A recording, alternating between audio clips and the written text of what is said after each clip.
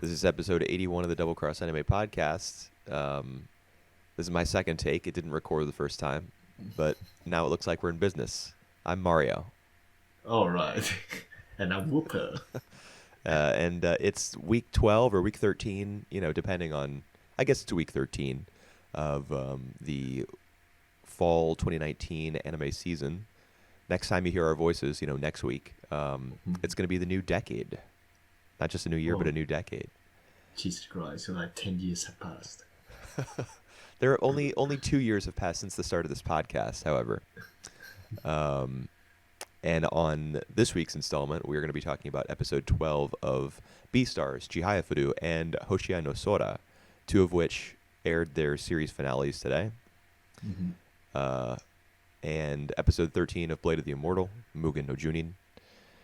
And then we're going to do 4 episodes of Aim for the Ace, taking us up to episode 22, only 4 episodes away from the conclusion of that 1973 or 74 series.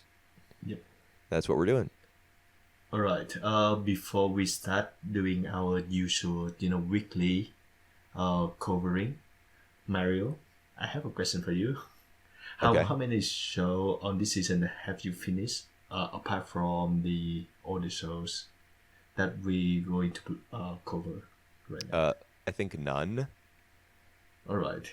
I mean, I'm watching a whole bunch. Like, I'm finishing up Dr. Stone and Fire Force, both of which aired their second core this season. I'm going to catch up on Babylon, which aired half. Actually, Babylon has a new episode tomorrow. Tomorrow. Yeah. So all right. Is it gonna continue to like the next year? Yeah, it's gonna run through January, I think. Jesus Christ, Babylon. And then I have to finish Vinland Saga. I have to finish No Gun's Life. But there is a bunch of stuff that I dropped. Like, I tried Psycho Pass Season 3, for example. I only got halfway through that, and then I had to bail. I dropped Kabukicho Sherlock because it just started getting really dumb. And wow, you only got like an episode or 2 left from that show, right? Well, it's 2 core. Oh, it's 2 core, right? Yeah. So I was like, I can't handle this for another 11 or 12 episodes. Yep. And there was some other stuff that I dropped as well, like. So you finished Dr. Stone? I have 4 episodes left of Dr. Stone and 2 episodes left of Fire Force. Got that. Well, you're doing very well. Like, I'm not big on shonen shows, so predictably I didn't continue to watch Dr. Stone after the premiere, and I didn't watch any more episodes of Fire Force after we brought it on our podcast. The second half is definitely the better half. That said, it's not as though it suddenly gets good in quotes, like in a classical sense or anything. It's still the same blend of like goofy, strange comedy that doesn't really work half the time. Yep. And pretty lame characters. Excuse me. And action scenes. Like, it's still the same sort of thing, but better. I enjoyed the second half more, I think. I don't know. Right. At the same time, though, I still following My Hero Academia, so I'm better than you on that one. Yes, I see. No, I'm finished with that franchise probably forever. Same with Attack on Titan. Right. I finished High School Girl. Oh, nice. Which for me, I expected more of the ending than this one, but it's still a nice story, a nice coming of age, and a nice romance story as well. I finished the manga, so I also finished the story, just not in anime form.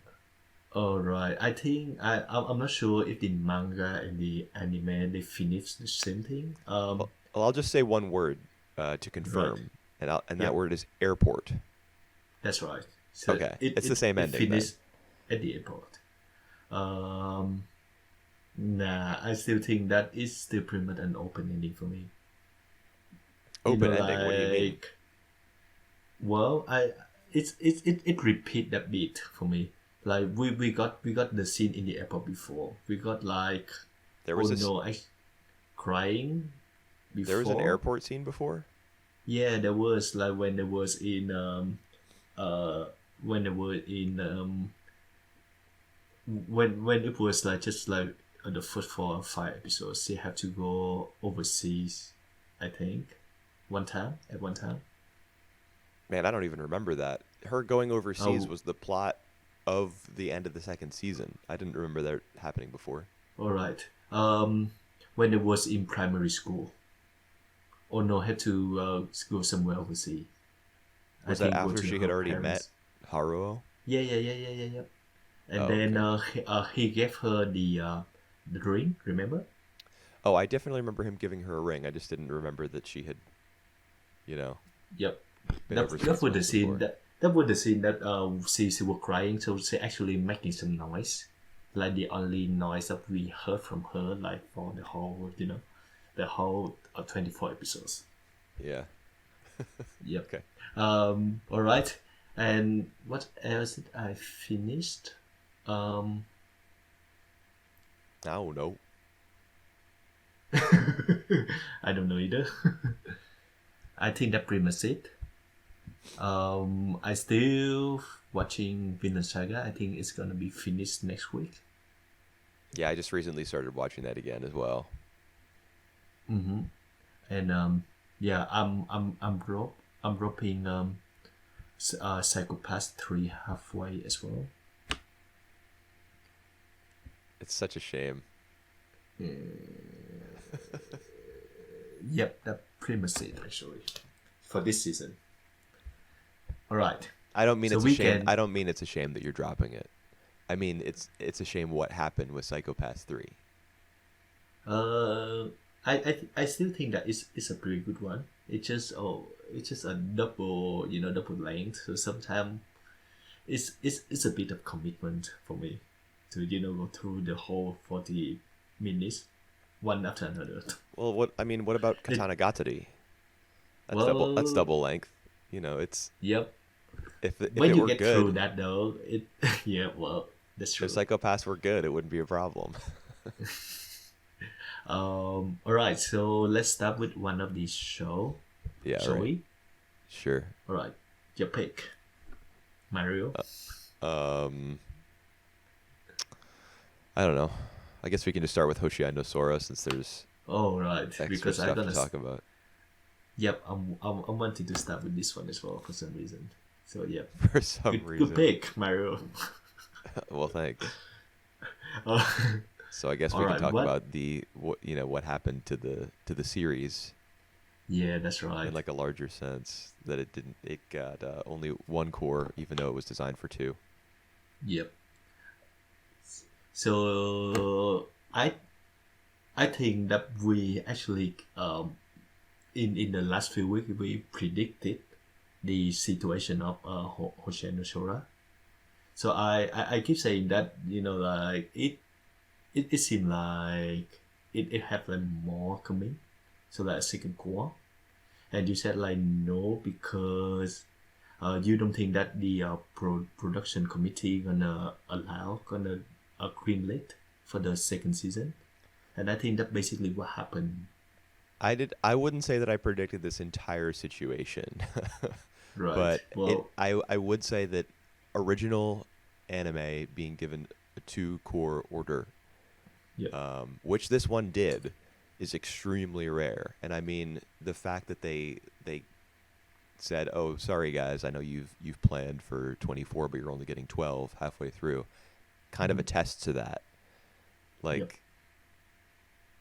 it's We. the fact that that happened is kind of the proof that it's not a very common situation. Like it even happened Right. this time, and Be- they still couldn't see it through. I because watching the episode 12, you can see that the last five minutes it just like come from another show, come from another episode completely. I think it comes from the same show that was the conclusion of episode 1. Right. Like Right. But the ending of episode 12 kind of reminded me of what I was like excited about when I watched the end of episode 1. Yeah, that's right. I do think that like structure wise, they plan for the first half to be more about getting used to tennis, and the second half they gonna dealing more with the family situation. The first half was all about family situations. I mean, we've Well, I we've mean, gotten multiple episodes of tennis stuff in a row here at the end, but yeah, there were well, all entire right. episodes in the first core that were like, "Oh, my mom doesn't love me. Oh, my dad pushed me down the stairs.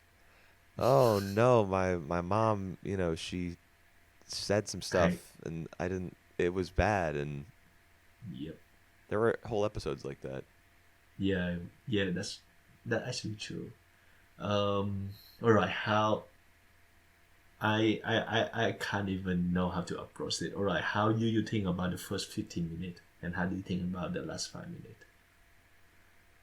Um, I don't know, dude. Like, I think there are a lot of people who are taking the situation, like what happened with this series, Mm, and they're like, anime. The way anime is funded, it's all terrible. Um, this show was a beautiful masterpiece, and they ruined it. And mm-hmm. I modern anime is like cancer and it's poison. Look what they did to this incredible masterwork. I just don't see it that way at all. Like Right. this show was a mess, and It is. it would have remained a mess had it gotten all 24 episodes. That's my, I mean, I can't know Well, that, I can't know that for sure, but yep. that's my guess. I I all right. I just said that I think it's a mess, but on the second thought though, I don't think that it's a mess because there are two things that the show wanted to do, and it does. It tried best to do that. So it want to be like a regular sport anime, and it's also a drama about the conflict between the kids and their parents. So they have that those two in mind very clearly. It just doesn't mesh well together. Yeah, So that is a I problem. yeah, yeah, that's right. So I often think that it's like the two show put together. Yeah, I mean, I guess I just think it's one show that didn't really pull off the blend that it was going for. Mm. Like I'm still thinking about Yuta, his mom being like, "It's not my fault. I did everything right." At the end of episode 8, um, when he comes home with the bag of girls' clothes, and he's in his Oh sister's right, room, yep. Mm-hmm, and mm-hmm. his mom's like, "You're a boy. You shouldn't be dressing like a girl. This isn't my fault." Ah, he has that really hurt expression on his face. Cut to black. Yep. For the next 4 episodes, that's not mentioned.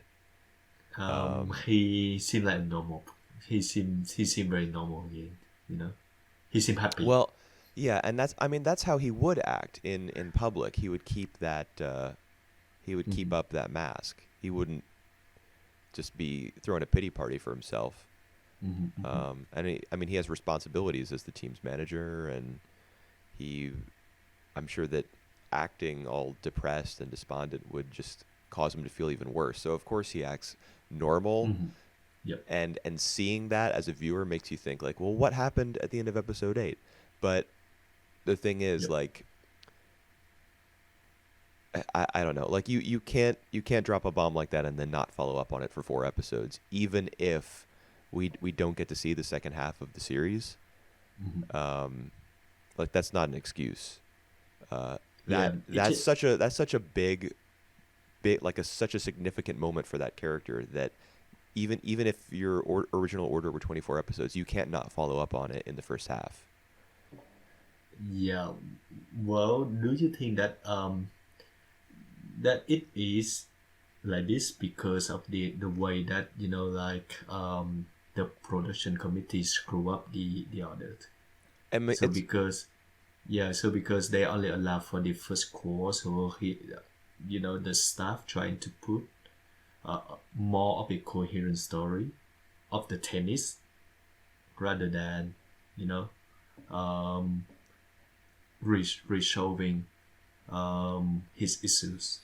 uh, I mean that's very possible, um, and there's no way to know for sure. Mhm. But even even if that's the case, you should like having You don't include having them. so many kids have Right. issues with their parents means that even if you have a 24 episode order, like you can't you can't continue their stories Yep. naturally um, Mm-hmm. like from episode to episode. You can't give their character sort of an arc. You can tell us what the problem is, Mm-hmm. and then dedicate an episode to like quote unquote fixing or solving it, I suppose.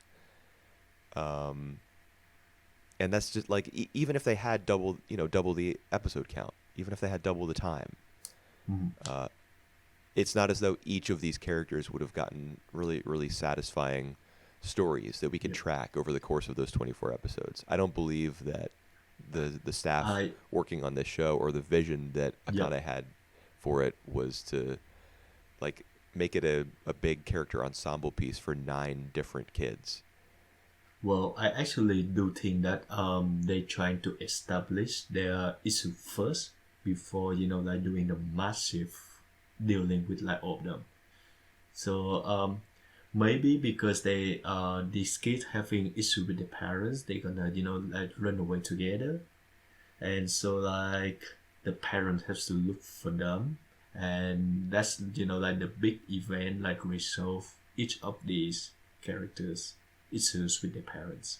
But that just Like sounds I horrible to me. Yeah, it does. Well, it does sound convenient, but I do think that they they have that in mind of trying to establish the conflict, and then they want to resolve it like on the second core on the later half, Yeah. which again we never see the light. We might not see the light of day. I I have no confidence. Like even if a sequel airs, or if he publishes it in manga form or whatever, because I mean I think that Akane has said there's going to be some sort of continuation. Mm-hmm. Like he's going to make it happen somehow. Mm-hmm, mm-hmm. I'm not interested. Like Right. this whole thing with Maki's dad. Not episode 5 was the last time we saw him. Then in episode 12, he buys the knife at the Yep. at the wherever he was, I don't know, some retail big box store. Yep. It's just that's not the kind of story that I want to see. I don't want to see a story that introduces a major problem which is obviously supposed to be like the cornerstone of that person's story, Mm-hmm. and then see it just picked up again whenever the author feels like it. I don't want to see it abandoned for a long time and then well let's give some love to this character, or let's pick up their story where we left it off. It should. I'm It, not saying that every character should get a small amount of progression in every single episode, but it should at the very least feel like these characters are living life that I'm watching on screen, and right. like what the way that the story is told should at least be plausible. I should at least feel like these people could exist somewhere, and I just don't get that sensation. I partly agree with you. I feel more like like those issues that the show have giving us so far. More like a tease. More like they showing up. Yeah, there is the issue between uh that said kid and his parents, and that's it. Just a tease. Like even like in the last moment in the end in the ending, it's also just a tease. All right. Well, I mean, I guess my response to that would be that the sort of issues that these kids are dealing with in Yep. their families and in their personal lives are serious enough that they should not be teased. Yeah. You Well. shouldn't tell a story about those sorts of things by teasing those elements and then picking them up again when you feel like it. They're Yep. significant enough that they should be given respect. And I don't feel I feel as though many of the characters in this series were not respected in the end. Yep. I Right. feel like I agree with you with that. there were stories told about their lives that were just intended to be like kind of messages for the audience. Right. And ironically, I feel as though that's disrespectful, even though like clearly they wanted to draw attention to those issues. Mhm. I'm sure other people have different opinions, but that's mine. I'm very disappointed. Yeah. Well, I'm not going as far as saying that it's disrespectful to the characters and the issues. It just for me like the show as a whole is a disappointment. By the way that it's abruptly like teasing us like for the two main character problems. When when it doesn't feel appropriate for them to have the issues. I What don't what even was know the how to put it. what was the deal with Toma's mom? Why? So she's getting a divorce, and she's gonna See, live getting with a deal. Ryoma, the older brother. Well, yeah. So I think her deal with the whole situation is that she doesn't love her husband, and she for all the family members she only love her older son, and she doesn't want to put up the front to the husband um and Toma anymore. Have we even So met the that husband? Have we seen him or heard from him? did we? Not really sure though. Mm, I don't think we have. I don't think we have. I don't think we have. So in light of that fact that we've never seen the Yep. guy, never heard his voice, never learned anything about him really, what am I supposed to feel when I hear her saying this at the end of the series? I'm getting a divorce. I'm getting Uh, away from the one thing like the thing that I hate the most. That's you.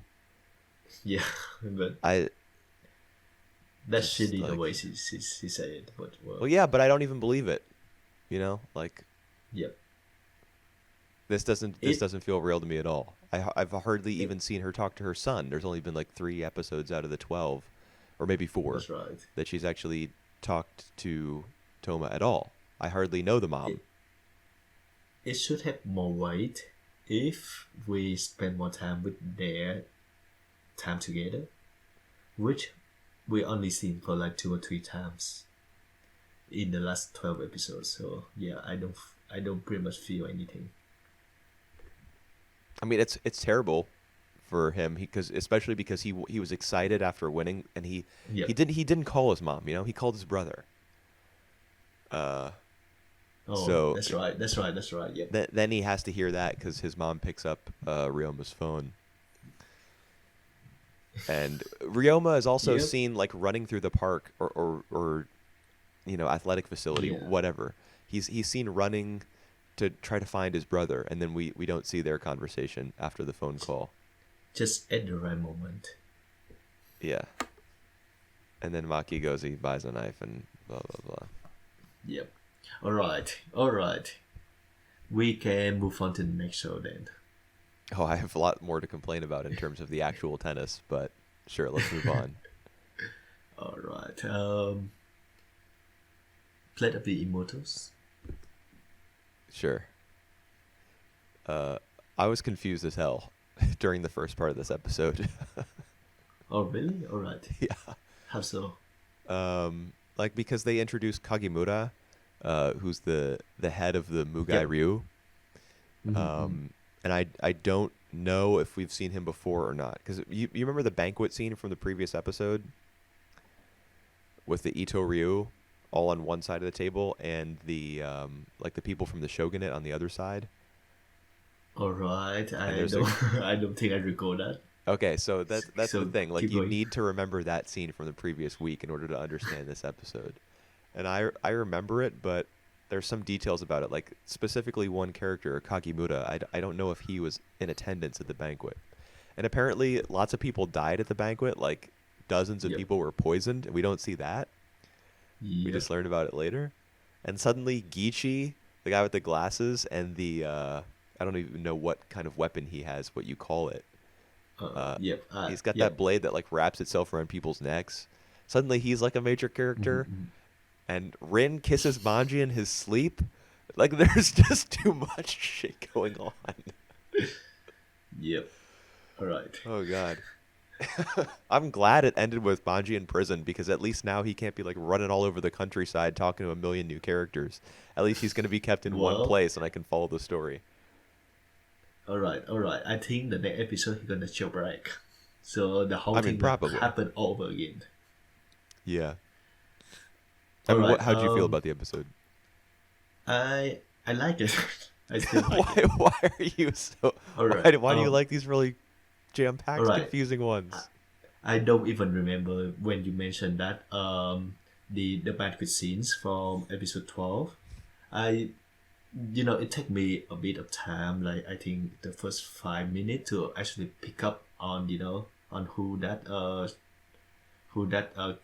Kagimura is and what the deal, but they actually do a good job of explaining, like he killed 9 people in of the Itorio, and this guy want revenge. So that's actually pretty clear to me. Now, who wants revenge?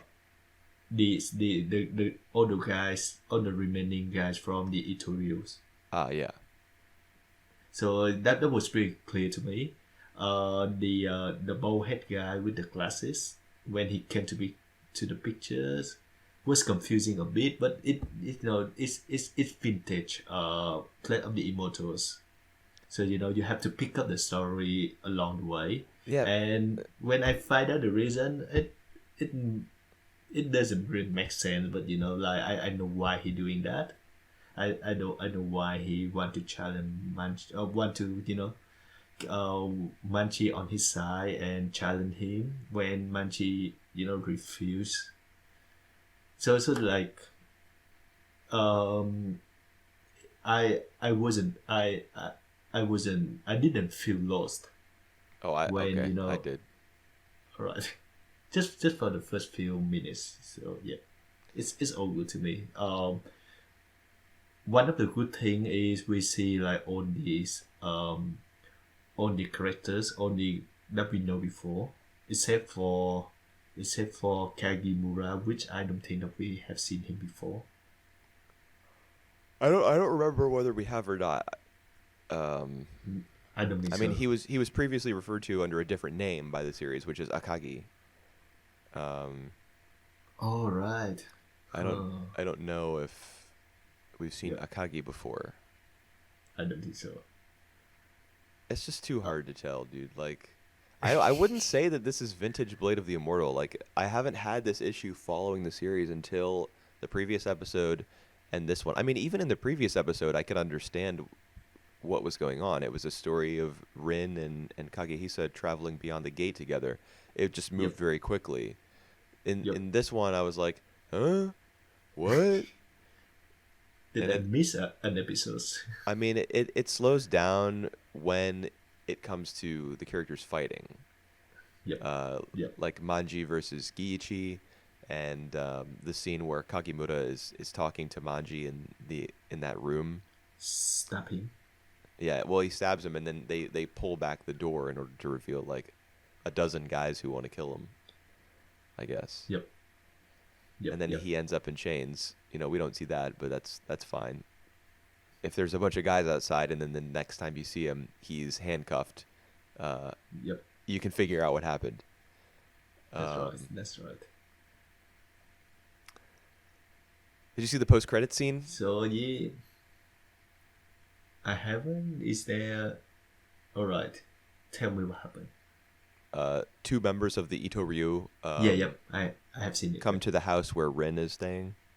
One of them as one of them is the woman, like the only woman on the team, I think. Well, I mean, Makie is part of the Ito Ryu, I think, sort of. All right. She's also a woman. I don't know if she is or not, but yeah, the one of them was. Appeared to be a woman. Who knows? I mean, they're all like spies and assassins, kind of. Yep. So. Yep. There could be some disguises being worn, some trickery being employed. I don't know. So yeah, I still pretty much enjoy the episodes. Do you remember the one, like the 10-second scene where Makoto is killed Mhm. by the gray-haired Ito Ryu guy with the ponytail?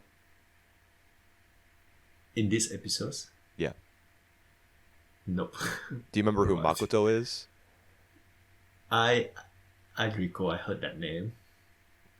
How are you But following no. this stuff? You're not, I'm like, Alright, do you who remember is the this scene? Makoto Nah. guy?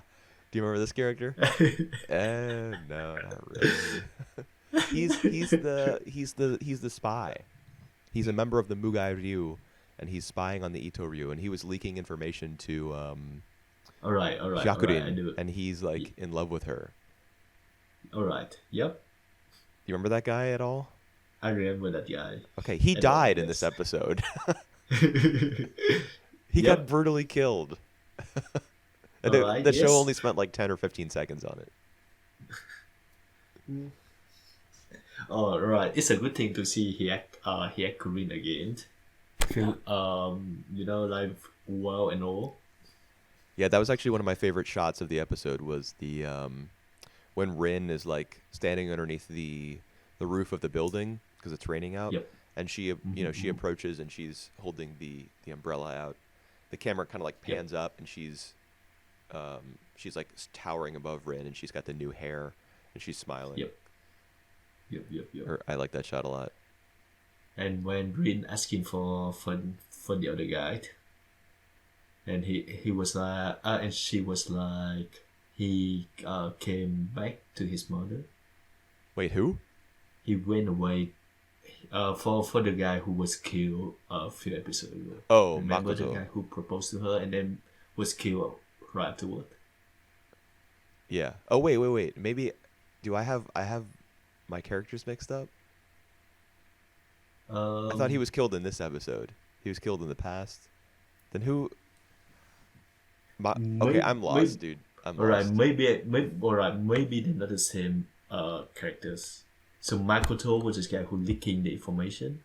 The guy who was proposed to he had Korean and was killed was from I don't remember his name from episode 10 or something. Okay. Boy, I'm lost too. I got his name. His name is Shinrichi. Yep. Is that not just Makoto's first name or last name or something? Beat me, man. I don't know what's going on, dude. Alright, Makoto last name must be Shinkai. Sure. We can call him that. Although, I mean, he's dead, so we don't need to give him a fancy nickname. Right. Yeah, so I think the next act gonna be Manji and Green actually team up with the Itorios members to fight against Kagimura. I think that's what this act gonna be. Yeah, maybe, but if it continues to be so hard to follow, then I'm just going to be like, meh. Yeah, well, I do think that this is only a problem on this episodes because this is kind of the first episode of the new arc. So there are lots of like maybe there are they have some time skip. They have to introduce another characters. So and the whole new the whole new arc. So I do think that this is only this episode that gonna give you a feeling of lost. All right. Well, I'm gonna go with that. We're gonna hope for that. If we're gonna have this show on the on our 10 show for next season, that's gonna be the next episode, right? In the past, we've done it based on what episode has aired that week. Right. So, assuming it continues to air every week, I think it would be episode 15. Because that's 2 weeks away. Yep. All right, I gotcha. But I don't know if Blade of the Immortal will come out next week, Like, for example, Chihayafuru is not airing next week. All right, got that. Speaking of Chihayafuru. Yep. Let's move on. What a segue. That was... Oh, yep.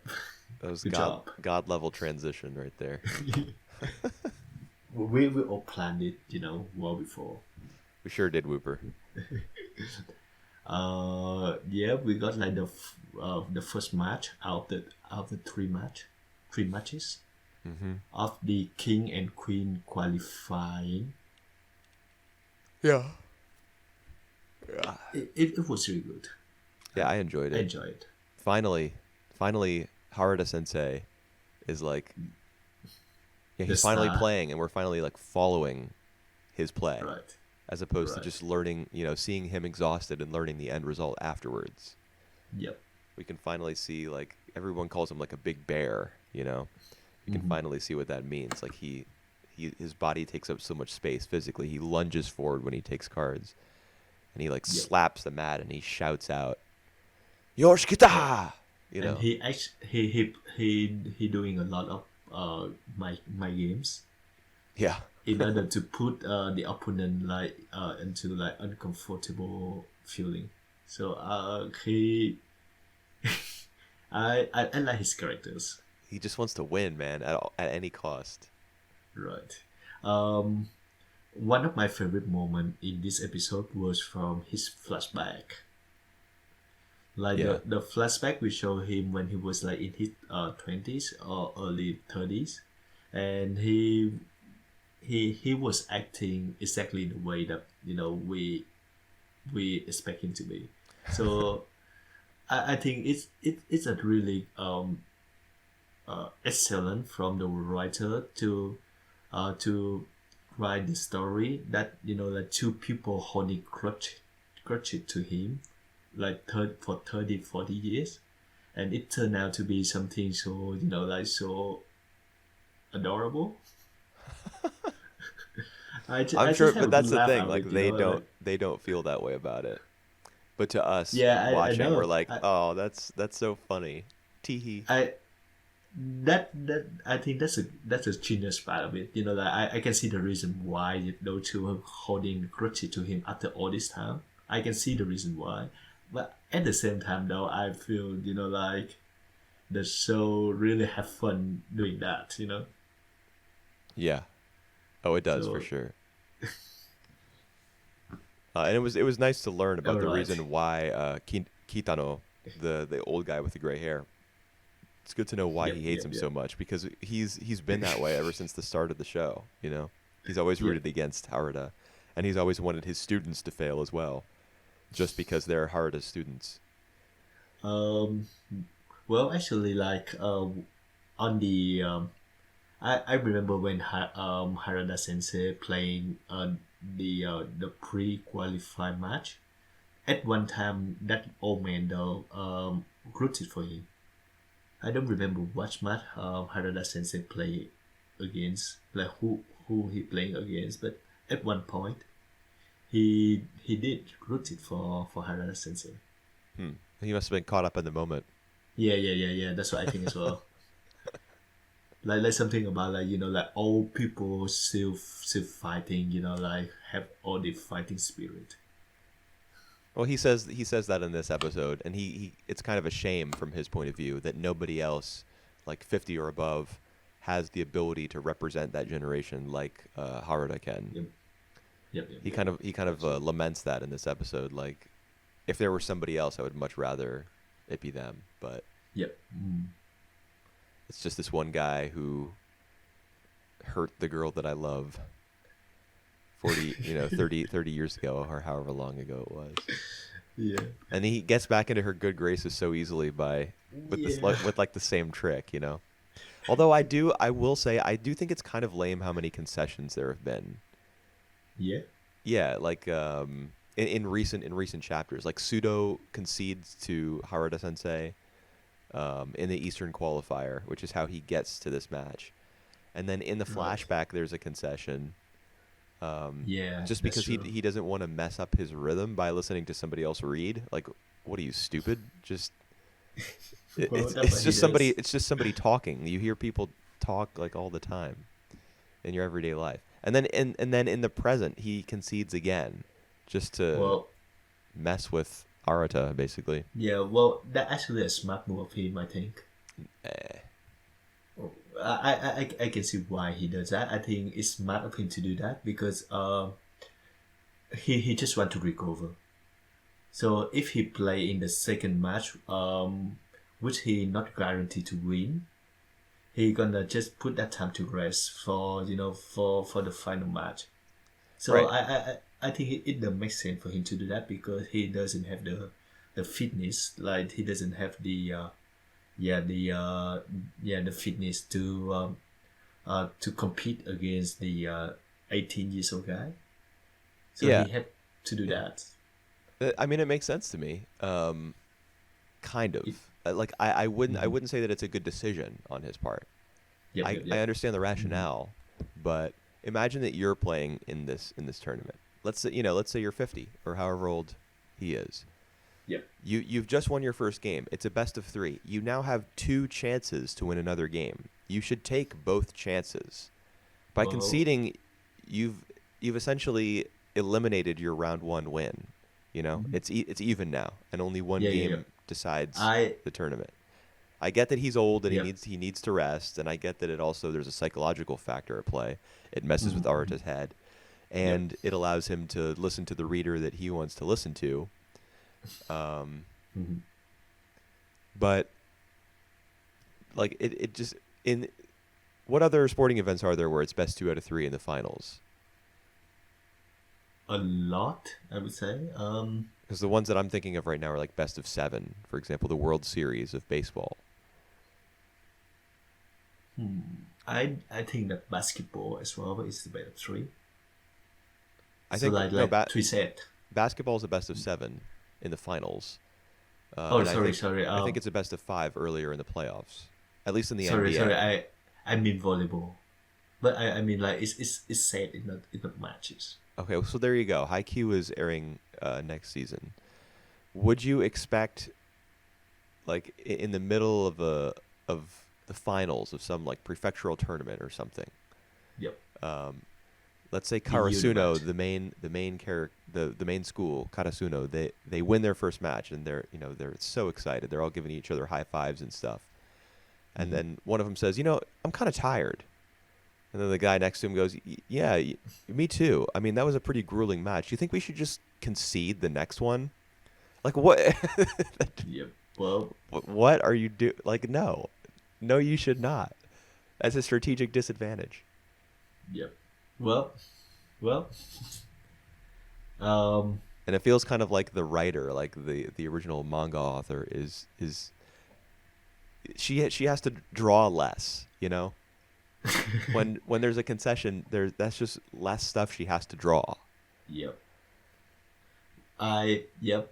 Well, it will be more focused on the Queen match, which I'm all staying behind. I'm all for it. There is I no mean, doubt for me though that uh the older one gonna win the Queen match. What's her Inokuma. name? Yep. So thanks. Yeah, she's my favorite. You better believe I remember her name. Yeah. She's my favorite too, and I don't She remember might her name. honestly she might end up on my ballot for like best character. Hmm. Very possible. That's a good pick. Because like the whole match again the Queen qualifying match, it's all focused on her and not on the other girl. Yeah, I mean, well, Megumu does have like that massive cheering section, Mm-hmm. and the distracting headband that she wears. Yep. But Oh yeah, my I mean, god, it's all told from Inokuma's point of view. and she was so cute. She was like looking at the headband, and she was. I just want to cheer for her as well. So I. Oh my god. Yeah, I mean, I'm glad that they at least mentioned the Queen Challenger match and that they went over to that side of the room for a bit, but it was mostly focused on Harada Sensei. In fact, I timed it and Arata, his opponent, we don't hear his voice until the 8-minute mark. Oh really? Yeah, Wow. so there was a massive emphasis on Harada's point of view and Harada's thoughts and feelings about the match, as opposed like it. If you don't acknowledge, or I guess if you don't record or play his opponent's voice for that long, it's clear who we're supposed to, root for or sympathize with. Yep. So that makes sense that both Harada Sensei and Inokuma won the first match. Yeah. Since they have more screen time than their opponents. Old people rise up. I mean, I'm closer to Inokuma's age than I am to Arata or Megumu's age. Well, yep, me too. I'm only like 5 years younger than she is, I think. Only. Well, Yeah. Yep. Well, she had 2 kids already.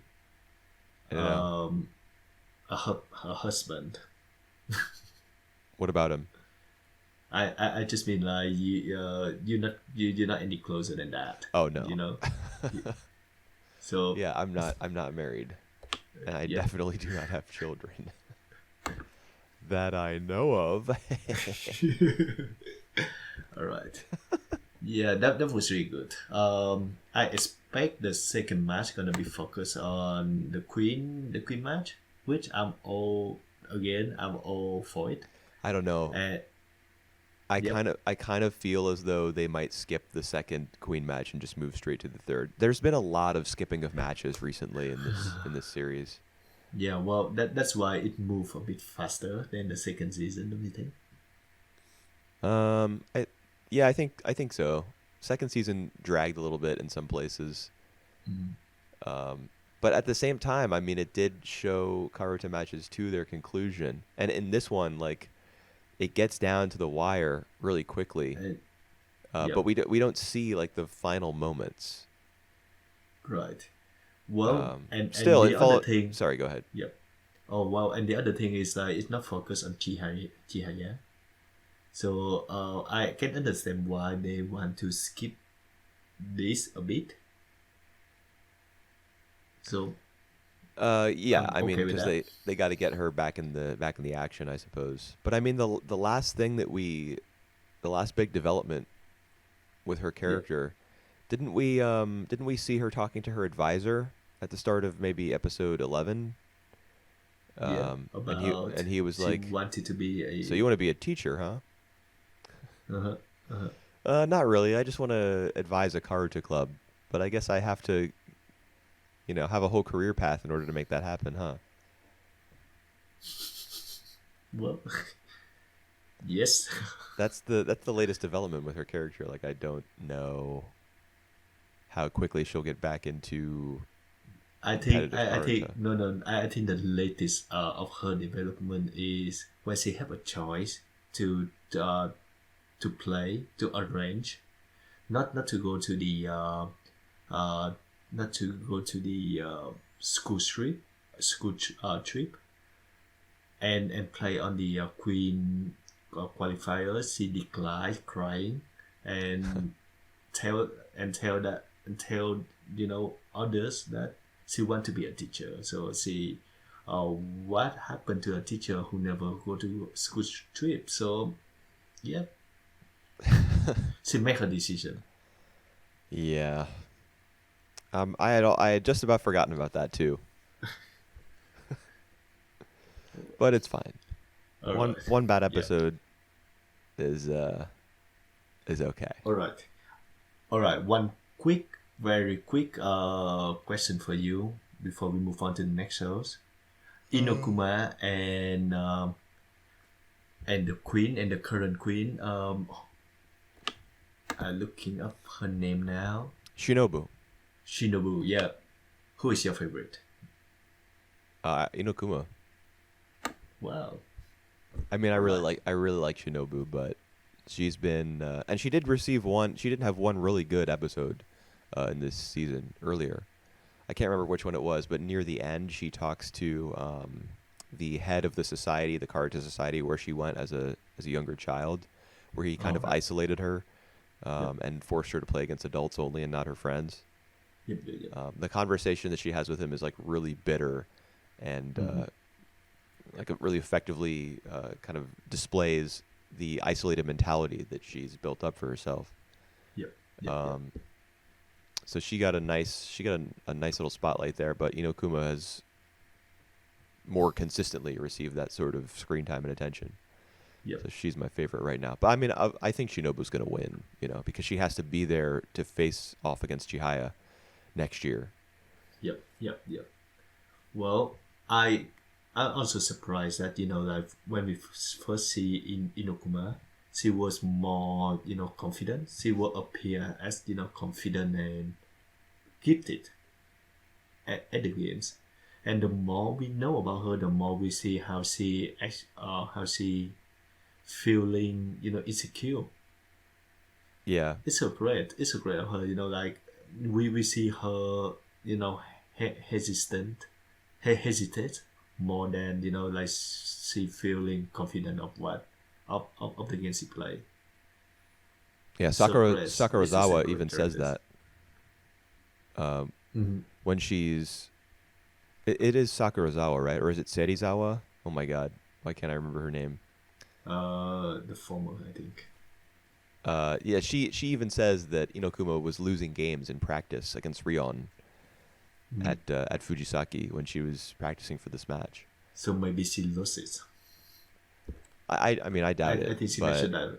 Yeah, but yeah, I think she mentioned that. Yeah. That just goes towards your point that she's not the invincible former queen that she was introduced as.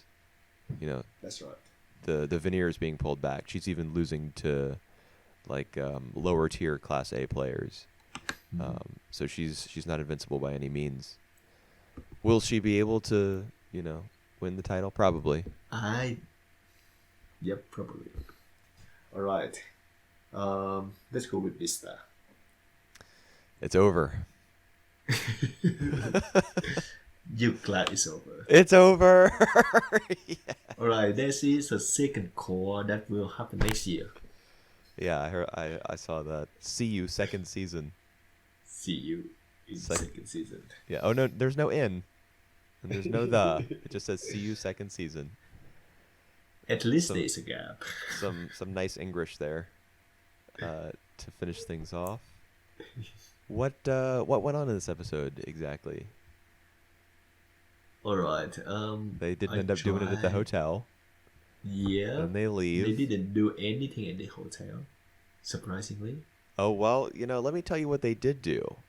First, what did they do? First he saved Haru. That's important backstory. He saved Haru from the Shishigumi, the lion group. Yep. Mm-hmm. So then, they're wandering around. They miss the train. They don't have enough money for like a fancy hotel, so they got to go to a love hotel, right? So then all of a sudden, bam, Legoshi is on an escalator, and he's riding up to the promised land. Haru is down to the other hood. Yes, Right. Haru is ready. She even suggests it, and then she decides, wait, let's not do it. Wait, let's do it for real. Wait. Hold on. I tried to get into your mouth. I still can't get over that, dude. Like, they keep talking about animal instincts and like. Yeah.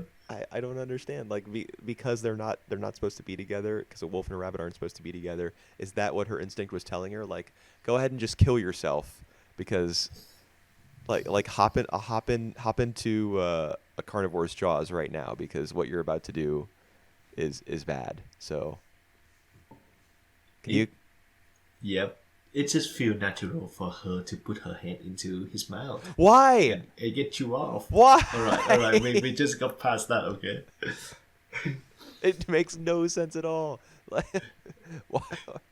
If you see a rabbit and a wolf in nature, the rabbit's going to run away. Yep. If you think logically about a rabbit and a wolf character in a television series, the rabbit's going to run away. Or maybe they're too scared to do anything. Okay, that I understand, that she would be like paralyzed with fear. But that's not what happens. The opposite happens. She tries to get eaten. I don't get it. All right. So they leave the hotel, nothing happens. yeah, just live like two sensible human characters. Yes. Okay. So then Juno gets weasels her way into the story here. Right. What is with all? Have you noticed that like there's been a lot of like awkward teenage romance Well, in this series? yep, I think I realized that. I realized that like the love of Haru and Legacy is more of a star-crossed, just like Romeo and Juliet. So they never can be together. So it's understandable that Juno is pushing Legacy all in for the nail of romance. Yeah. Um, she's certainly willing to do what it takes to get her man. Like the really weird scene where she pins Haru to the wall and like smells her. Yeah, that's all the wolf do. Smell. They have an acute smell. So yeah, Yeah, what I they do. mean, yeah, and I'm all and she for can it. tell.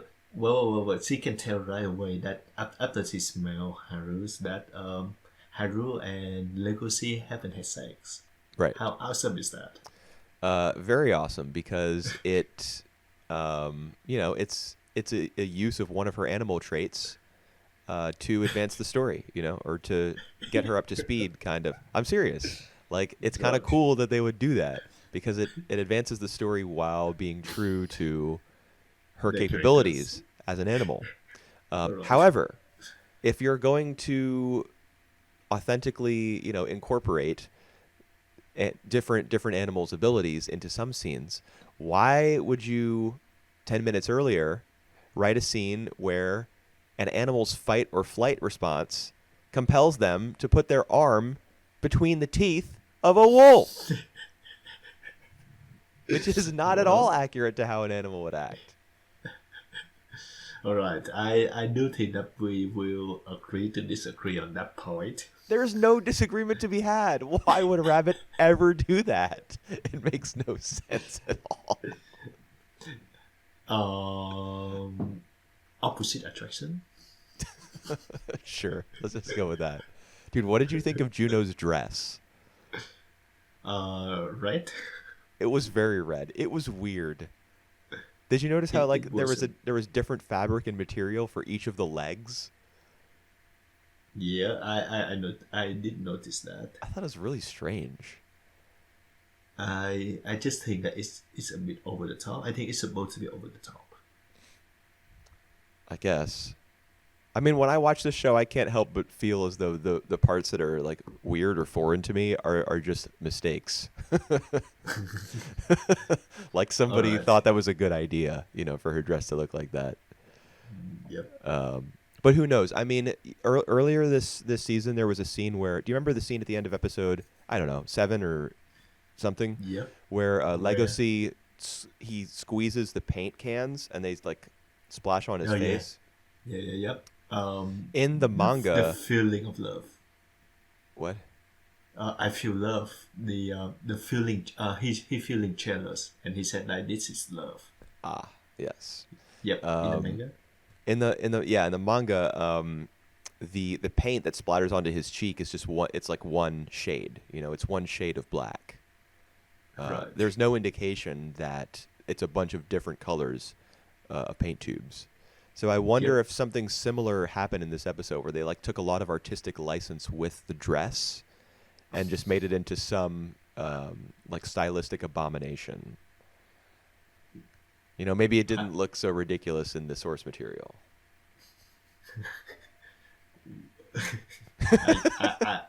I can't tell you that. All right, but I mean, Maybe. the reaction, all the other guys, the way they react is like, "Oh, she's a goddess," when they see her in that dress. So the impression that we're supposed to get is clear, Yep. Hmm. and she does her little dance on stage. Yeah. So this week is all about Chun. I think it's about Chuno, Haru, and Lewis and Louis. And Legacies.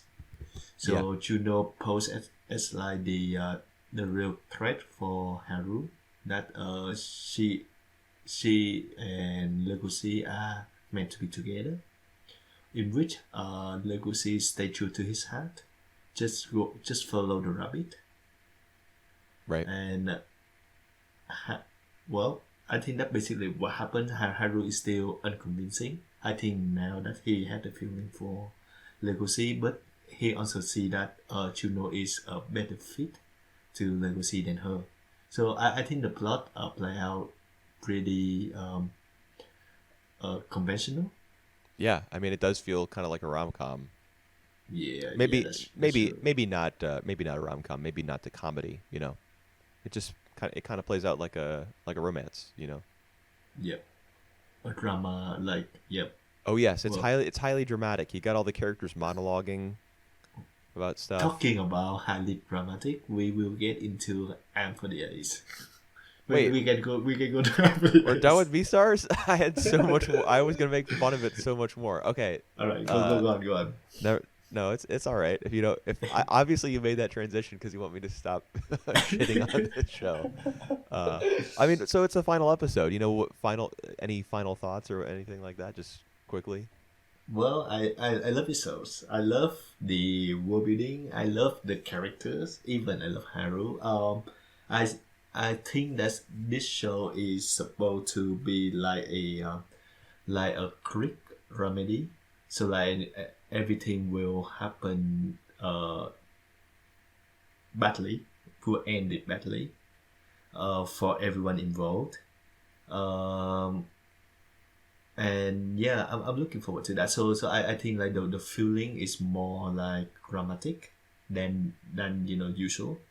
Um, Also there's a lot of you know um, carnivore and herbivore involved. A lot of I'm that got glad kind that of put to like the side. yeah, And I just about to mention that the last few episodes kind of didn't go through with that, and I kind of like it as well. man, I this don't show can want just that to do be too obvious this for show us. can do no wrong for you. It seems like whatever move it makes, like you just decide, oh yes, this is what I wanted. Well, that's just how you love a something, you love them the way they are.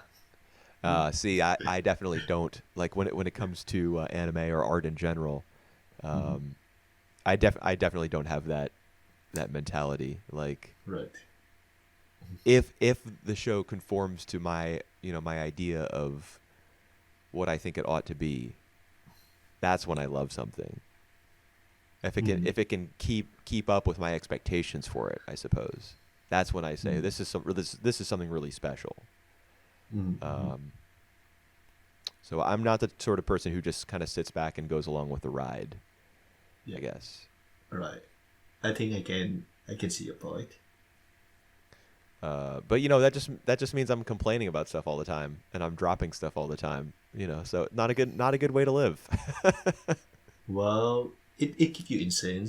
It keeps you sane, Oh no, it keeps me and insane. and it keeps you like want to check out other stuff that you feel like more worth of your time. So that's all Yeah, good. you could be right about that. Maybe that's why I continue watching anime. Even though Right. so much of it is bad. Like for example, we're I mean it is. We're about to do our first impressions for winter. That's starting very soon, like within 4 days or 4 or 5 days. I think the new season's going to start. Mhm. And even though I don't have high expectations for a lot of these series, I do like kind of want to see how they turn out, and then as soon as Mhm. something isn't adhering But to as soon as something isn't adhering to the expectations that I have for it, I can let it go. right, Um, right. so I guess I'm curious to see whether a show will match up with what I expect from it. All right. So that maybe that's why I can watch so much stuff. Yeah, because for me, I don't really want to expect something from any show. So that's why I want to keep it at its goes, basically. So see if it's for me or not. So yeah. So I think that's a bit of a difference between our approach. Mm-hmm. Yeah. And I think that is one of the reasons why I want to watch as many shows possible as I could as well, to see like if something is for me or not. Right. Gotcha. All right. All right. That's Beastars. All right, that Vista. So Yeah. let's go with AOTS. The 4 episodes. Yeah. I thought 2 of these episodes were really good, and I thought 2 were pretty bad. All right, let's me guess the good one. The good one is not involved with the matches. So I think that the bad one gonna be the first. So episode 19. I think that the last episode you will consider is good. So let's leave the 2 middle one. Damn, that's almost completely wrong. All right. I thought episode 19 was the best. All right, By episode far. 9. All right, which is the one where they all hit the ball in the middle. Yes. Yeah. I really liked the dark-haired girl. I didn't write down her name because I was watching it like at midnight. Yeah, and I was tired. She wearing the red the red coat. Yeah. Something. When she walks into the when she walks onto the court, she's wearing it. Obviously, she doesn't keep it on during the match. But I thought that her backstory, the history that she had with Madame Butterfly, was interesting. That would be the reason that Madame Butterfly would want to challenge her on her own terms. I think one thing that it did really effectively was highlight Madame Butterfly's prideful nature. Because she wouldn't. It's not as though she needs to challenge her directly by just hitting the ball back and forth. Yep. Just an endless volley where they're trying to overpower each other rather than slip the ball, into the corner or onto the line. And she even said the dark-haired girl even says that to Hiromi near the start of the game when Hiromi scores a quick point by batting the ball off to the side where it can't be returned. She says, "You play tennis like a thief." I thought that was really interesting. Maybe your translation was something different. I didn't switch to the new subs until episode 21. But she was saying the same thing. All right. Okay. Yeah, I thought that her motivation was interesting. Butterfly wanted to prove that she was the better player, and she wanted to do it on her opponent's terms because she's a prideful person. And I think a lot of the characterization of Madame Butterfly has come from sources that aren't as direct or aren't as challenging to her values. Because it's mostly people who are like, "Oh, Chofujin, she's so beautiful, she's so good at tennis." But in this one, I think that part of her character was stripped away, and we got to see how much it means. Yeah, how much it means to her to be considered the best, and what she'll do to prove it. Yeah. I thought that was fascinating. Isn't it making the show much more interesting if the ball from the match a year ago was in? So it was like, because from her perspective it was out. But would it be better if she wasn't sure of herself as well? If they put that on that angle? Well, I mean, the clip that we saw, the cut of the ball bouncing, wasn't it? Was out. It was out, and Butterfly was sure that it was in, right? Or I'm sorry, Butterfly was sure that it was out. Yeah, that's right. Yeah. But she because she was the one who had to make the decision, and. Well, I see what you're saying. It would have been more interesting if she doubted herself, because it would have added another layer to her proving herself. Then she wouldn't just be proving herself to her opponent; she'd also be proving herself to herself, that she deserved to win that match. Mm-hmm. That they could have gone that route quite easily, and I think that would have been effective. But for her to know that she was supposed to have won that match, and that she not having any doubt in her heart that the ball was out, that actually strengthens her resolve to prove herself to her opponent. That's right. It like the rivalry between them is much more sharply defined that way. Yep. And actually, I think the good part of it is the involvement of Hiromi. So when she hear, the reason why she committed herself to do that as well, like 200% of herself. Yeah. So that she gain respect from the other girl. Right. By doing that. Yeah. And she obviously she's a big Madame Butterfly fan, so she goes along with what she says straight away. Yeah. But I think Hiromi also like realized she learned something real about this person who she has put on a pedestal for 18 episodes up until this point.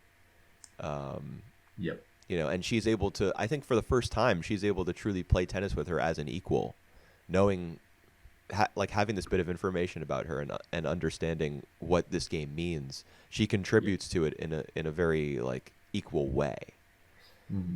Even though like there's a lot of volleying back and forth between Butterfly and the dark-haired girl on screen. Yeah. We later on we start to see the scenes where Hiromi is doing literally everything.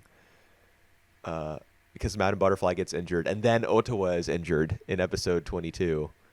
Yep. And it's just Hiromi like running herself ragged, trying to return two people's volleys. But right. in this one, I feel as though the game is much more fair, and to me it was much more exciting. All right. And I have a special shout out to that girl character design. The dark-haired girl. The dark-haired girl. For two things, the red coat that she wearing, because I just realized that the title of that episode is the Blood Died Turnabout, so I think it represent blood. So like her, whatever her. Yeah. I mean, she doesn't bleed in the episode or anything, and she didn't. Yeah, her angst. Against Butterfly. And second is you can see like the way that like the hair hide one of her eyes, and like when that happened towards like the last ball, when the ball was out and she clearly see that the ball was out, we see like her eyes in full, so like both of her eyes, so she's not being concealed by any hair and stuff. Yeah, and she also pushes her hair back. You can see her whole face when she congratulates that's right, yeah, Butterfly after the match. They walk up to the net and shake hands and all that. And there were a few scenes in the episode where her hair would be covering her eye, but then the show would do a close up and her hair would become transparent. You would see the eye through it. All right. Like even modern anime does this, where, like, for example, in Haikyuu, they'll like, the part of the net that's obscuring somebody's facial features, they'll erase it, so you can see their whole face. Or if somebody has really thick glasses, they'll get rid of the part that, like the side part that goes back to the ear. Yeah. So you can see their whole eye, like. So this is a very common thing in anime, but I think it was used reasonably well in this episode, because then you see like during a critical moment you'll see both of her eyes. One of them will be like behind her hair, and everybody's eyes are like glued to the action, I guess is the idea. Yep. All right. So the next episode is episode 20, which I guess you don't think this is a good one. No, I like it.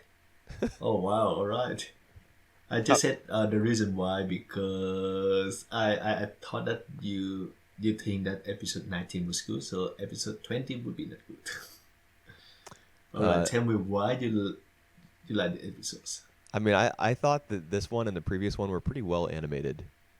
All right. I think that the show is definitely stepping up its its depiction of a tennis game. There are multiple shots in many of these 4 episodes actually, where we get a view of the entire court, Right. and all 4 players moving about at the same time. And obviously, All right. it's still pretty rudimentary, and there's like a lot of reused It- footage and such. That's what I was about to say. There's a lot of reuse in these episodes. Yeah, but that's been the case for the entire show. That's right. And Yep. they're experimenting a little bit now. They're putting 4 characters on the screen at the same time. Do you remember how previously when 4 characters would be playing, we would often see like, the camera would be looking at only one half of the court. For example, it would be 2 people, and Yep. then there would be a pivotal moment in that volley, and the camera would zoom in on someone, and then it would appear as though like multiple balls were being hit at them. Yep. Just to represent the fact that kind of everything is zeroing in on this one person and a point's going to be scored. The show is not leaning on that nearly as much now. Instead, it's depicting the whole court where you can see 4 people, or when it's looking at only one side, you see somebody on the baseline running past someone who's playing up at the net. So I think the scope is bigger.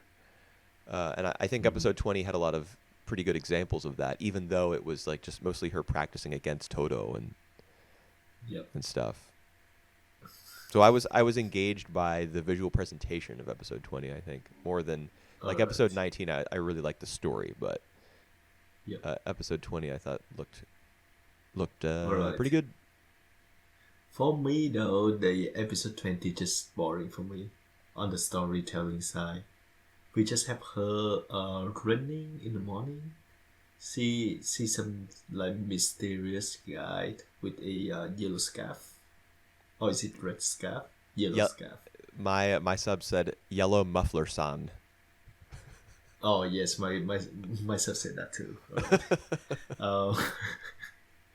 And then she practiced with Todo, in which after the first time she belt out for 5 days, getting make the guys waiting hopelessly, feeling rejected. Yeah. I mean, she also feels rejected. She feels as though, she can't play with him on even footing. Well, at least talk to him, like, Yeah. and then she come back like nothing ever happened. Well, that was after she had practiced like at midnight with Maki, who was standing up on a crate throwing tennis balls at her. I like that shot. That's the part of the episode that I thought was ridiculous. It is ridiculous in a good way. I see. I mean, it was like a training episode basically. Yeah, that's true. And I think that's to be expected of like sports anime, probably in part because this show did it first. There have been multiple training episodes up until this point, and some of them have been not very entertaining to watch. For example, the ones where the coach is just hitting ball after ball at her and yelling at her and then telling her she has to hit 1,000 serves before she goes home. Yep. There's those, and then there's the ones that are, once she's developed a little skill. Like the episode last week, do you remember where she learned that she has to predict where the ball is supposed to go? Yep, that's right. To me, those are a little bit more, even though that's like common sense, how would you not know this? The way the episode was structured was at least a little more fun to watch. Right. Yep, that's true. In episode 21 and 22, like you said, there was, like someone got injury when playing. Yes, it was all about people getting injured and Hiromi covering for them by using her supersonic speed. These were the episodes that I thought were pretty bad. What I find, like I having issue with these 2 episodes was the mentality of the players more than like what happening to them. So it's their mentality is more like if you are injured, you still have to try your best. And if it's gonna be like a permanent injury, so be it. Yeah. And who the hell would do that? You know, Yeah. like the coach have to be the one who, you know, like who say stop at the right time. He actually did in episode 22, but he should have do that with Madame Butterfly as well. Yeah. Well, He here's does. I some do remember in episode 21, which is the Madame Butterfly episode, he does say to her before the game even starts, Yep. I'm not going to give you any direct. Wait, was that episode 19 when he says I'm not going to give you any direction? That was episode 19. In episode Okay. 21, he was telling her to not to play. Well, there In you go. which, He did tell her not to play. well, in which he said, no, I had to go and I have to do it. And he just, you know, didn't say anything. He just, okay, let's go. Let's win the match. Yeah, Uh, what? I He mean, considered like the best coach ever, you know? yeah. Well, And obviously he he's did that he's to. awful, All right. but I mean Yep. he gave that speech which inspired Ottawa to become a good guy. Right. Yeah. I mean, I honestly I think it's kind of like a Japanese mindset is that you know if there's some setback that you're encountering, you just keep trying. You just ganbare. You know, you just do your best. You keep Yep. pushing through it. Um, you know, I'm sure that in reality, more coaches would speak out in those situations. Yep. That picture you just sent me. Yep. I just that. That's the only two things. That's the only truth in this show. Dude, I got one for you. All Let right. me see if I can find it. Here it is. Mine is a little bit more immature. All right.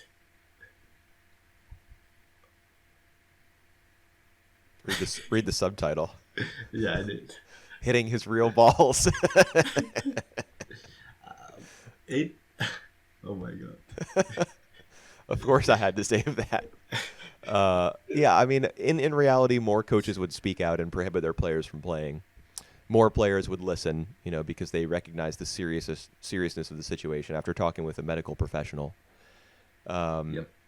But I understand the narrative logic. Like, you know, there's some sort of obstacle that you're facing. Like, even your physical limits, you're going to transcend just by. I mean, it's kind of a shonen thing, right? Like, you're getting beaten up by the It villain is. who's way stronger, and then you just decide, you know, a switch just gets flipped, and you decide, well, now I'm going to get up and beat him because Yep. I'm the main character. Um, All right. kind of a And similar thing happened here, I guess. I don't know. yep. But I was like, just the sameness of episodes Yeah. 21 and 22 with Hiromi having to carry her teammate until they finally both broke through together. And all the ridiculous scenes where she and her partner are both charging the net at the same time. And Yeah. then the two people on the other team are also both charging the net. Who plays tennis like this? That exactly right. And like every time that they hit the ball, the injured player hit the ball, they will, you know, like they will make some sort of very hurtful expression. And you know, like right afterward, we never, you know, like Madame Butterfly was fine. You know, like she was fine in episode 22 to play like the entire other match. Did she play? Oh yes, yeah. As Yes, she did. with the captain, she was Yep. they were the yep. other team. That's right. Yeah, that's right. I mean, who And knows how much then time it's- there it's was Ottawa. between episodes 21 and 22, though. Who knows? All right. Yeah, you had it right. And then it's Ottawa who did the same. Right. At least people, you know, like really care for her and cheer her up. Look at this, Who? Ottawa? Ottawa. Yeah. She was transformed ever since the coach gave that speech, you know? Yeah. Right. I like that shot. Like- That was the ending, There's the final shot of episode 22. why people had to jump across the net. I actually You don't have to love see her. I actually love that, dude.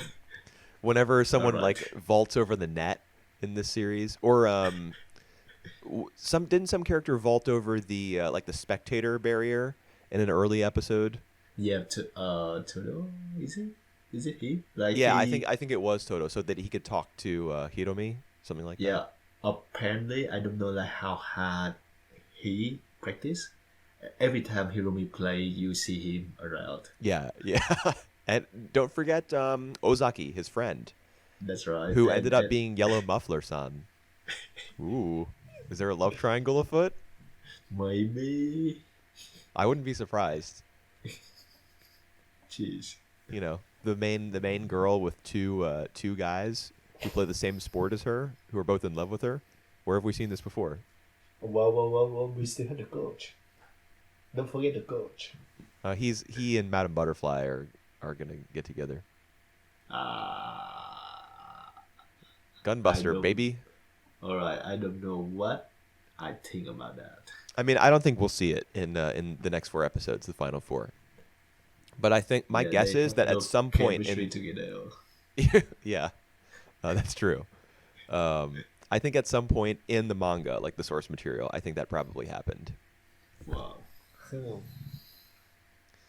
Right. And there's a lot more like Aim for the Ace type stuff to watch. There's a film, and there's a second season, and there was a special in like the late '90s, I think, that was on TV. Is it like continuous story or is it a reboot? I think some parts of it reboot the story, and some parts of it. I mean, there is a sequel TV series.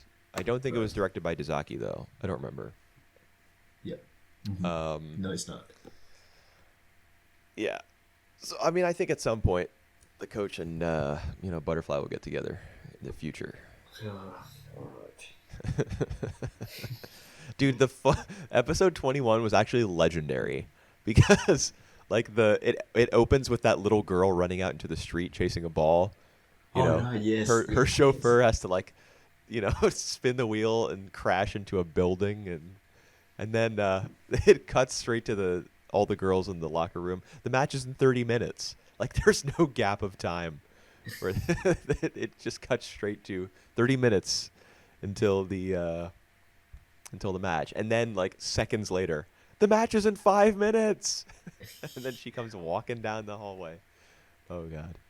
All right. I want to rewatch that scene to see if she wears a seatbelt at the time. I don't know. All right, she doesn't.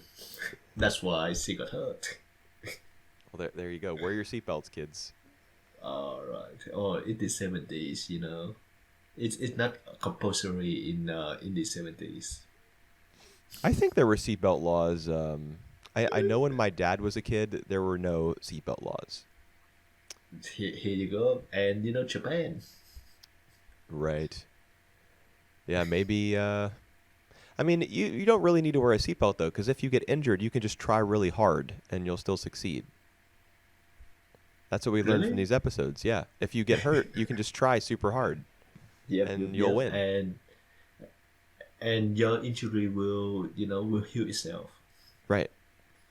Well, I don't know about Ottawa's. I do think that that Ottawa's injury is going to get healed. That's gonna defeat the purpose. Well, it will. It would undoubtedly be like really lame. But do you think it's going to happen? I don't think so. No. Okay. With the show this dramatic, it might happen. Maybe. I kind of feel as though they'll pull some BS. All right, maybe it can happen if she like play with the other hand. So she playing left hand. She become a female version of Nadal.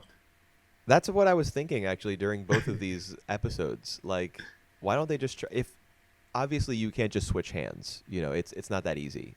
In tennis, not, like but- it wouldn't work at all, as a matter of fact. But like, why not? If you're in such agony, if the pain is so intense that it's causing you to fall over dramatically and drop your racket and stuff, why not try using the other hand? Yep. At the very Especially- least, even if you can't like aim very well, at least to get the ball back over the net and continue the volley. Why not try it? That's right. Especially like in the 70s, in this series, like all the player play with like one-handed backhand, and so they only need one hand to I play. I did notice that actually in episode 21 there were a couple shots where Madame Butterfly Oh, was right, right. using two hands. It It was the first time I had seen that in this whole show. Yeah, that I think that was because her hands were hurt, so they had to use two hands Yeah, uh some good attention to detail to right there. support. Yeah, well, it's unrealistic though. Do you Well, think here you go. so?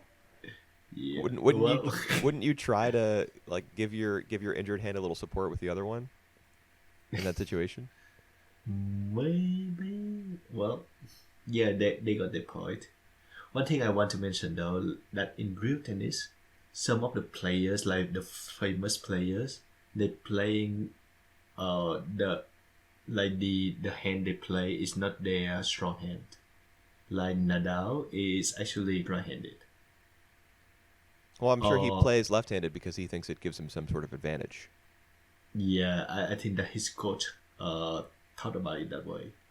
And you see like Nadal when he writing or when he do stuff, he actually use his right hand. And Sharapova is actually left-handed. What about when Nadal serves? Does he also serve with his left hand? Yes, he do everything with his left hand when he play in Huh. tennis. Are there any It's just ambidextrous like tennis players? I don't think so. Like for ladies, there was a time where they played like both side, both two-handed. But there is never the case where they play like right hand on their on their forehand and left hand on the other side. No, I would think that would if you could do that, I feel like that would give you a huge advantage. that would be that's just a lot more work Oh yeah, to yeah, for get sure. used to that though. But like to be equally skilled with your right and left hand helps so much in terms of like positioning Yep. in order like reaching the It's, ball. yeah, especially when they need time to like to make a judgment on what hand they're gonna hit. Yeah, it might not be possible like with the speed of the ball versus human reaction time. That's right. But I have to imagine like give it 100 more years of tennis history, and I feel like someone will emerge who uses both hands. Yeah, that would have been cool. Maybe they'll I'm make an interested anime to about see them. if that happened. Hmm? Just so long as it doesn't look like this one. All right.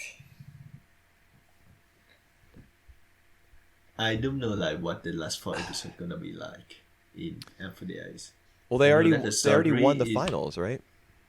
they already won the final. Yeah. Maybe they'll go back to singles because they've been doing a lot of doubles recently. Maybe there'll be a singles Um, tournament. Maybe they will do something about the nationals because Hiromi was appointed as like the member of the national, or is that like regional? I think it's national. Like she and four other people from their prefecture. Yeah, that's right. So I think they're gonna follow that storyline Yeah, that makes more for sure sense though, actually. with only four episodes. Well, I mean they could just leave it on a cliffhanger, with the Yeah, promise of a second season, which there was. Although they probably wouldn't have known it at the time. I don't know. yeah, They could just go full stars align and have make their like the partnership between Butterfly and Hiromi like breaks up. They have some sort of nasty argument, and then one of them can go to the grocery store or Walmart or by the something, and knife. yeah, just buy a knife real quick and dramatically That might stand happen. outside. Hiromi could dramatically stand outside Madame Butterfly's mansion with a knife in her hand, and like a low angled shot showing her staring up at the huge imposing mansion. And the moment she staff Madame Butterfly, Ottawa gonna say, gonna stand in the middle, Yeah, yeah, she could jump in front. receive the hit. Right. She could take the knife in her injured arm, and somehow that'll heal it. You know, Oh, right. it'll like the nerves in the arm will be kind of realigned based on the entry wound, and Oh, God. you know, everyone lived happily ever after. I guess. Awesome. All right. Okay, we're done with 2019, man. Yep. Well, good job. So We did it. it's been like 2 years since we doing the podcast. That's Yep. something, Yeah. Uh, 81 the ne- episodes.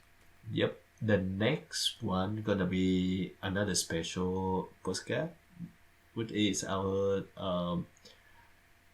2019 anime top 10, Yes. or even top 12, top 15 if we wanted to. I mean, I think we can just do top 10 and then like honorable mentions at the start, you know. Yep. So yes, make sure to back. Stick next week. around. Yep. All right. See you next week then. Take care.